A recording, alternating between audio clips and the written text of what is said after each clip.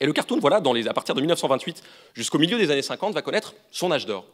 Et ce qui est intéressant, c'est que le cartoon, pourquoi je parle du burlesque et du cartoon, c'est parce qu'en fait, le cartoon efface un petit peu. L'âge d'or du burlesque ne l'efface pas, évidemment. Il y a encore d'autres acteurs. Il y a les Marx Brothers qui vont arriver, il y a Laurel et Hardy, il y en a plein d'autres qui vont comme ça survivre et qui vont même inventer un autre burlesque avec des personnages en prise de vue réelle. Mais le cartoon, c'est quand même ce qui va amplifier le mouvement du burlesque, les propriétés du burlesque, c'est-à-dire ses corps incassables, ses corps invulnérables, qui va l'amplifier, qui va le rendre même parodique, qui va en être la parodique, mais qui va peut-être en être, pour certains, l'aboutissement.